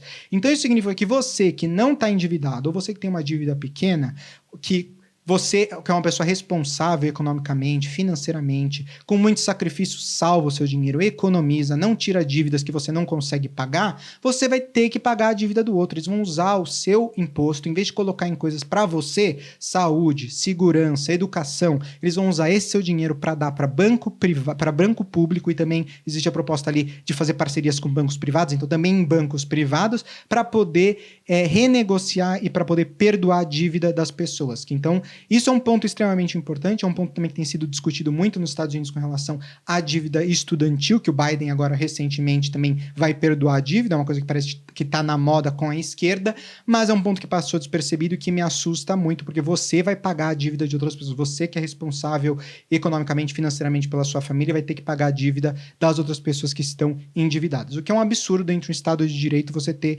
esse tipo de coisa. Um próximo ponto, então, em seguida, eles falaram sobre política, que também é um ponto super importante. E a primeira pergunta foi da Renata Vasconcelos sobre o mensalão. Nessa hora, eu acho que o Lula deu uma escorregada e ele disse uma frase muito polêmica. Vamos ouvir. Você acha que o mensalão, que tanto se falou, é mais grave do que o orçamento secreto?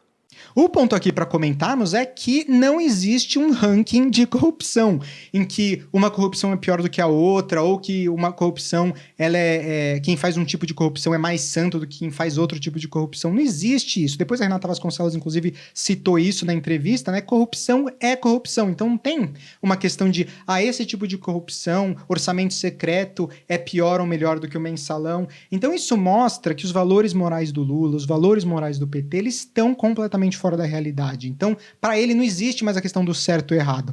Para ele, esses conceitos são muito confusos. Então, obviamente, uma pessoa que foi condenada, né, que muito provavelmente indica que teve casos de corrupção no seu governo, isso já foi aceito, que inclusive ele sabia, não dá para ter com certeza, mas ele foi condenado em 4 instâncias e absolvido por uma coisa técnica, né, do Supremo Tribunal Federal.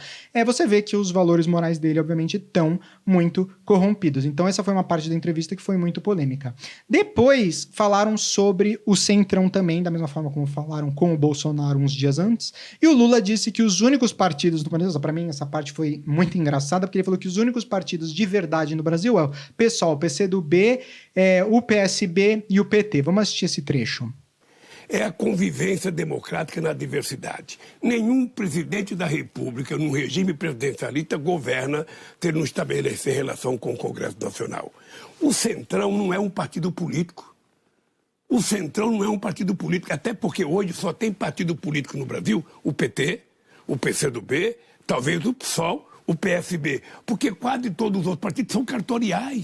Obviamente isso é um absurdo, né? Essa mensagem que ele quer passar de que os únicos partidos no Brasil que são verdadeiros porque tem uma filosofia são aqueles partidos de extrema esquerda, né? O PCdoB, o PSOL, o PSB, o PT, enfim. O que eu posso dizer é que esses partidos são os partidos que têm militância. Esses partidos são os partidos que têm até milícia em muitos casos, esses partidos de esquerda.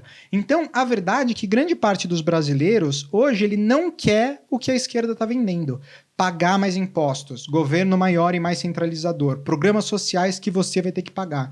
Então, quando ele tenta passar aí que os partidos verdadeiros são esses partidos, não é verdade. O Centrão hoje, ele tenta minimizar essas divergências. Obviamente, existe uma elite no Brasil, uma elite política no Brasil que passa um monte de benefícios para si próprio. O fundão eleitoral é uma questão dessa. Os benefícios de quem trabalha em estatal e quem trabalha no governo são muito altos exatamente por essa questão. Então existe, obviamente, uma questão aqui de essa elite política fazer coisas a seu favor. Mas também o Centrão é muito bom em equilibrar essas divergências, essas coisas que são de extrema esquerda, essas propostas de extrema esquerda, e tentar manter isso de uma forma um pouco mais central. Então, é um absurdo ele falar que só existem esses partidos no Brasil. O Brasil, como a gente viu, existe uma pluralidade muito grande. Existem partidos, inclusive, muito bons. Por exemplo, o Partido Novo é um partido muito bom.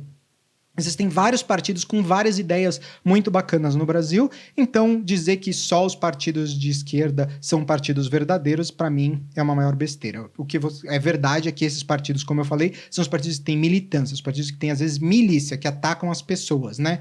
Então, eu acho que ele deveria ter, ou pelo menos deveriam ter questionado ele nessa questão, que não foi questionado. Por último, eu quero falar que, do momento em que o Bonner ele perguntou sobre a polarização pro Lula, né? Falando da questão de que o PT colabora um pouco para essa polarização entre direita e esquerda, e a questão é que o PT é sim responsável por grande parte da polarização do povo brasileiro. A direita, desde que nos últimos 10, 15, 20 anos, ela não moveu 1 centímetro mais para a direita. A direita não ficou mais radical nos últimos 20 anos. O que aconteceu é que a direita sempre manteve os seus princípios, os seus valores republicanos, o direito à propriedade privada, o Estado de Direito, a liberdade de expressão, o conservadorismo. Tudo isso são conceitos que sempre se mantiveram muito fortes, travados ali na areia, pregados na areia, e a direita não se moveu mais de forma extrema nesses tópicos. Quem se moveu de forma mais extrema, quem se afastou muito mais foi a esquerda. A esquerda está cada vez com propostas muito mais radicais e a esquerda, ano após ano, está se radicalizando muito mais. Então, isso faz com que a polarização no Brasil seja tão grande. O PT, com certeza, é muito responsável por isso. Obviamente, o Bolsonaro, ele cria também uma polarização muito grande. E o populismo, de forma geral. Então, o populismo, de qualquer lado, ele gera polarização. Mas se você pegar a pessoa de direita no Brasil, ela é uma pessoa muito mais próxima do centro e ela é uma pessoa muito mais com seus valores fixos, como sempre foram há 10, 15, 20 anos atrás. A esquerda que não foi ampliando cada vez mais, se radicalizando cada vez mais. Nesse clipe aqui que eu vou mostrar, o Lula fala como o Brasil era feliz quando só tinha polarização entre PT e PSDB. Boni, feliz era o Brasil e a democracia brasileira quando a polarização nesse país era entre PT e PSDB.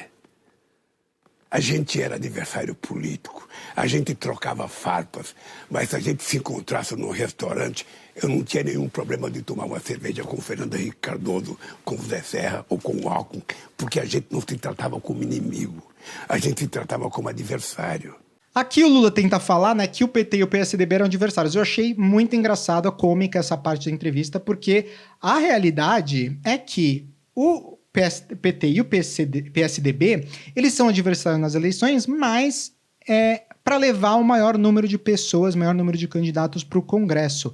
A política de ambos sempre foi de esquerda. Eles sempre concordaram em muitas coisas, em muitas medidas. Eles passaram um monte de medida junto. Inclusive o Alckmin, que era do PSDB, agora é vice na chapa do Lula. No lançamento da chapa, tocou o hino comunista, estenderam a bandeira comunista. Então não se engane achando que PSDB é de direita, que o PSDB não é do mesmo, farinha do mesmo saco do que o PT, porque sempre foi. Eles são partidos diferentes, mas eles sempre foram de esquerda e socialismo. Os dois partidos, o PT talvez um pouco mais comunismo do que socialismo, mas sempre foram partidos de esquerda, sempre concordaram em um monte de políticas e sempre fizeram e trabalharam juntos. Então, falar que a gente era adversário, mas a gente não era inimigo, não, eles eram adversários e eram amigos. Eles sentavam juntos, tomavam decisões juntos em muitas vezes, mas a questão é que eles se faziam como adversários durante as eleições para poder levar o maior número de pessoas do seu partido ao Congresso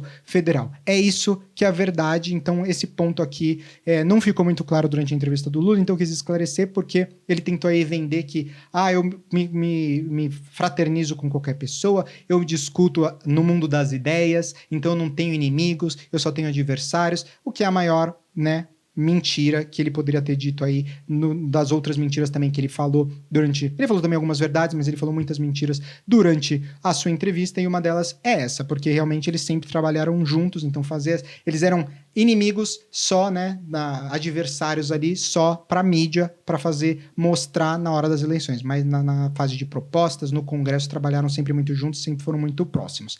Para encerrar esse bloco de política, é importante lembrar também, isso não foi comentado em nenhum momento, mas eu quero trazer, que o PT, como eu falei, é uma verdadeira milícia. Você precisa lembrar da época que tinha os Black Blocs em São Paulo, que eles saíam quebrando São Paulo inteiro, as manifestações violentas em que eles saíam batendo nas pessoas que estavam carregando bandeira do Brasil, ou da Lava Jato, ou contra a corrupção.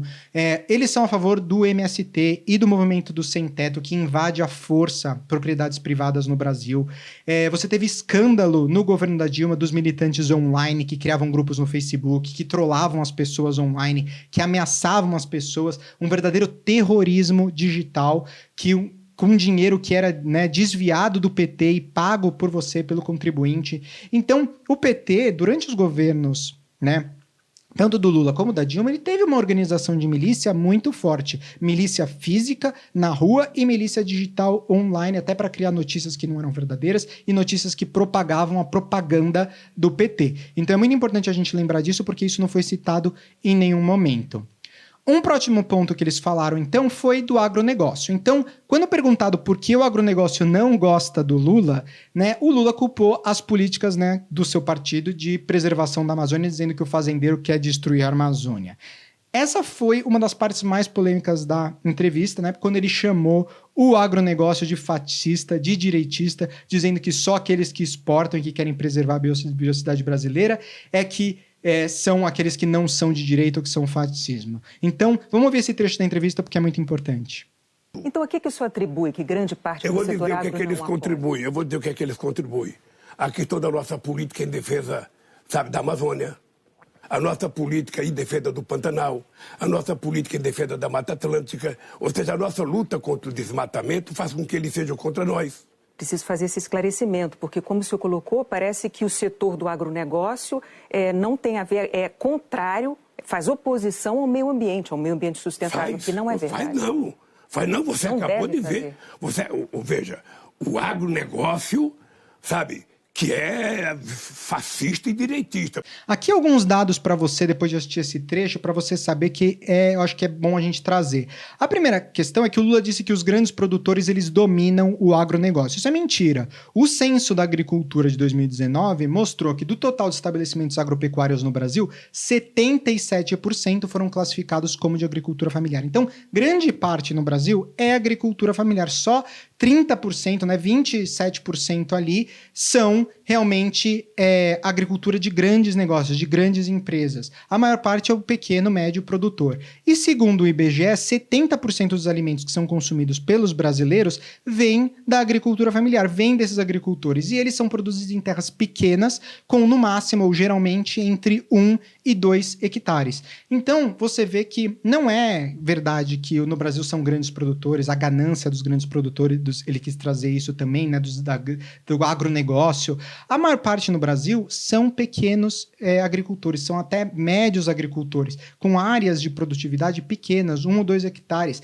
Eles são responsáveis por 70% do que você consome hoje no Brasil. A gente já falou na parte do Bolsonaro, na entrevista do Bolsonaro, como o Brasil produz alimento para 1 bilhão de pessoas no mundo, com apenas 41% da terra produtiva destinada ao agronegócio.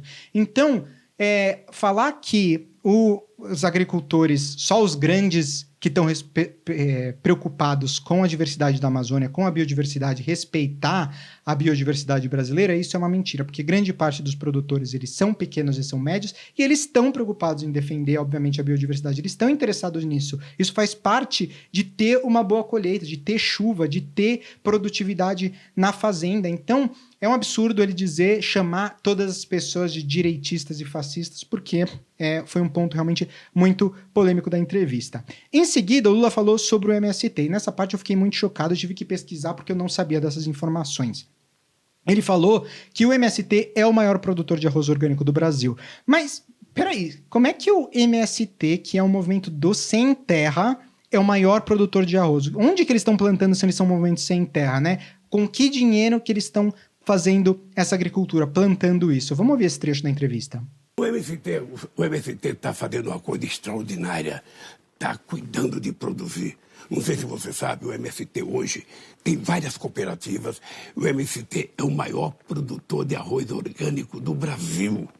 O MST, então, na verdade, hoje ele é um business, ele é uma indústria, uma empresa com 160 cooperativas, 190 associações e tem mais de 120 agroindústrias de pequeno e médio porte. O MST é o maior produtor de arroz orgânico, isso é verdade, com terras que foram confiscadas ou compradas pelo governo federal. Só no Rio Grande do Sul são mais de 27 mil toneladas de arroz que são produzidos em 22 terras que foram invadidas.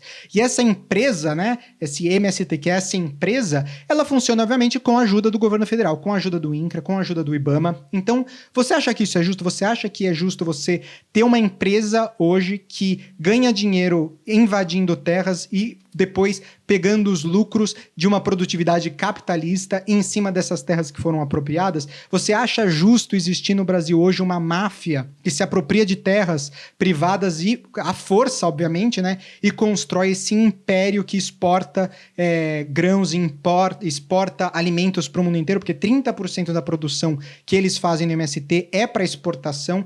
Então, eles estão tomando terras que são privadas e estão sendo redistribuídas para essa organização mafiosa, na minha opinião. É uma indústria que você pega aqui. Primeiro que é uma organização que tem o nome de Movimento do Sem Terra, só que eles têm terra. Eles estão cada vez mais crescendo as suas terras, compartilhando essas terras com várias famílias, fazendo um business em cima de terras que foram apropriadas. Obviamente, com parceria com o governo federal, como eu falei, com parceria com o INCRA e com parceria com o IBAMA. Então, e a Embrapa também, enfim, todos esses órgãos federais, eles estão participando para poder manter esse agronegócio, essa empresa MST funcionando. Eu acho que é uma falta de respeito com a propriedade privada, é uma falta de respeito com o Estado de Direito, e o Lula quer manter e continuar com o MST funcionando. Ele, inclusive, durante a entrevista, falou de coração cheio, né? Quase lágrimas nos olhos, sobre como é bonito o MST e o movimento do MST, como é que eles têm atuado e operado atualmente. O PT, obviamente, a gente já falou, ele quer reforma agrária, ele quer aumentar o tamanho da Embrapa, ele quer aumentar o tamanho do INCRA, obviamente, como eu falei, porque tem relação com o MST. Ele também se mantém, né? O PT se mantém no poder através do uso dessa máquina que foi criada, né? O Lula falou tanto de democracia, de rotatividade de poder, mas, no fim das contas, o PT, obviamente, ele é maior, ele é mais forte quando ele consegue sustentar esse tipo de estrutura, esse tipo de organização que funciona em parceria com o governo federal para atingir as metas socialistas, comunistas que o PT tem, essas reformas mais extremas que eles querem fazer. O último tópico da entrevista do Lula foi sobre política internacional. Então o Bonner perguntou ao Lula sobre o seu apoio a ditaduras, a governos antidemocráticos como a Venezuela, e a verdade é que o PT apoia sim ditaduras e governos antidemocráticos no mundo. Eles apoiam a Venezuela, a Bolívia, a China, a Rússia, a Coreia do Norte, inclusive vários posts de coalizões PT, PSOL, PCdoB no Twitter, apoiando na época a Coreia do Norte e vários, a Venezuela, enfim. Vários países no mundo que a gente sabe que são antidemocráticos ou totalitaristas ou ditaduras, a gente sabe que o PT é a favor e apoia. O Lula, na resposta, ele falou sobre a importância da alternância de poder. Ele falou que ele apoia isso, mas fica um pouco estranho no discurso ele dizer que ele apoia a rotatividade de poder ao mesmo tempo que ele se aproxima de países que não respeitam isso. Por exemplo, a Rússia, em que o Putin está no governo há quase 2 décadas. Ou, por exemplo, a Venezuela, se aproximar cada vez mais da Venezuela, que é completamente antidemocrático. Então, é estranho para mim ele falar de novo. Ele sempre fala uma coisa na entrevista ali, mas quando você olha nas coisas que foram faladas no passado, nas ações do partido, nas diretrizes de governo do partido, você vê que não é bem assim. Inclusive, vale a pena a gente lembrar que durante o governo do PT, a Bolívia roubou e nacionalizou gasodutos da Petrobras e nada foi feito, colocaram pano em cima, panos quentes em cima disso. Foi um dos grandes escândalos que foram depois resolvidos muito tempo depois. A gente recebeu uma indenização dessa nacionalização, e o PT na época achou, não, realmente, a Bolívia tem que ser dona dos seus próprios recursos naturais, o que é um absurdo. Foi dinheiro do contribuinte, dinheiro seu que foi colocado em construir os gasodutos na Bolívia, em parceria ali com a Bolívia, que depois foram completamente tomados pela estatal. Então, para você ver de novo como eles são incoerentes. De novo, entrando no plano de governo, nas diretrizes de governo do PT, eles dizem que querem se aproximar mais, fazer uma integração maior com países da América do Sul, mais com países da América Latina e do Caribe. Não fazem diferença ali entre os países, mas a pergunta não faz mais sentido o Brasil se aproximar com os países do G20, com os países como a Europa, com os países dos Estados Unidos, países democráticos, países ricos, países que estão no no limite da revolução do conhecimento, da tecnologia, dos carros elétricos. Enfim, a gente não deveria estar se aproximando desses países, fazendo parcerias comerciais com esses países, ao invés de fazer parcerias comerciais com países da América Latina, e que são, países, a gente sabe, países de terceiro mundo, países que não têm uma força econômica, uma estrutura política econômica forte, são países antidemocráticos, muitos deles, são países mais socialistas, como a gente sabe, em termos termos de governo. Enfim, é importante olhar isso também dentro, quando a gente fala de política internacional, porque isso não foi citado durante a entrevista, mas está nas diretrizes do PT, está nas diretrizes do governo. Para terminar, o Lula falou que ele não quer governar, que ele quer cuidar do povo brasileiro, né? Então essa mensagem ele tenta trazer de uma forma mais bonita. Então ele fala que ele não quer governar, ele quer cuidar do povo brasileiro. Mas eu acho engraçado porque, primeiro, como se o papel do governo fosse cuidar das pessoas. Esse não é o papel do governo. A gente tem que ter liberdade, individualismo no sentido de que as pessoas deveriam perseguir a própria felicidade, perseguir as próprias coisas na vida. A gente, obviamente, tem que amparar as pessoas que precisam de ajuda dentro da sociedade, mas através do terceiro setor, através de doações, através de sociedades, de ONGs, não intervenção do governo, não aumentar o tamanho do governo. Esse caminho a gente sabe que não dá certo, a gente sabe que abre para corrupção, a gente sabe que abre para roubo, má administração. Tem um monte de coisas que vêm com o governo criando mais programas sociais, mais interferência no governo. Eu não acho que a gente tem que deixar as pessoas que não estão amparadas de lado. Eu, obviamente, como um cristão, eu acho que a gente tem que ajudar os mais pobres, ajudar a sociedade a se desenvolver, mas, obviamente, não é o papel do governo, não deveria ser o papel do governo cuidar das pessoas. Então, eu acho engraçado que eles usam isso. Mas eu também acho engraçado quando eles falam, porque a esquerda fala tanto do patriarcalismo, eles falam tanto do matriarcalismo na sociedade, então, de uma forma pejorativa, dizendo que a sociedade é patriarcal, que a gente sabe que não é. A gente pode ter um programa completamente dedicado a falar sobre isso, mas eu acho engraçado que eles falam contra o patriarcalismo, mas eles apoiam essa ideia de pátria-mãe, né? De pátria-pai, que tem que cuidar, que tem que tomar conta das pessoas que estão dentro daquela sociedade, que é um conceito muito socialista, né? Um conceito muito comunista. Essa questão do governo tá lá tão presente na sociedade de que ele tem que dizer como você tem que se comportar. Ele é como um pai mesmo, uma mãe, que vai te amparar, vai te dar tudo que você precisa, vai cuidar de você, mas em contrapartida ele vai dizer o que você pode fazer e o que você não pode fazer. O que você pode falar, o que você não pode falar. E é assim que funciona. Então, eu achei engraçado ele tentar usar a palavra cuidar, porque para mim essa palavra cuidar tem muito mais a ver com mãe e pai, e eles são completamente contra, por exemplo, falam muito do patriarcalismo, de sociedade patriarcal, o que é completamente inconsistente com o que eles defendem. Eles defendem, então, o patriarcalismo, né? Porque se eles querem que o governo, que a sociedade seja cuidada pelo governo como a pátria-mãe, né? Então, obviamente, eles são a favor do patriarcalismo. Então, fica nessa dualidade, nessa inconsistência que eu acho engraçado. Essa é a minha análise aí da entrevista do Luiz Inácio Lula da Silva ao Jornal Nacional. E espero que vocês tenham gostado desse vídeo, desse episódio. Eu sei que ele foi um pouco mais longo, foi um episódio que, para mim, foi muito difícil de produzir, porque tinha muita pesquisa, muitos dados que eu tive que confirmar, que eu tive que olhar, principalmente do que os candidatos falaram, né? Então eu espero que tenha sido um episódio produtivo, interessante, esclarecedor para vocês que estão em casa assistindo ou ouvindo ao podcast. Se você gostou, a última coisa que eu quero te pedir é para curtir o vídeo, compartilhar com alguém e também não se esqueça de se inscrever no canal. Nos vemos na semana que vem. Tchau!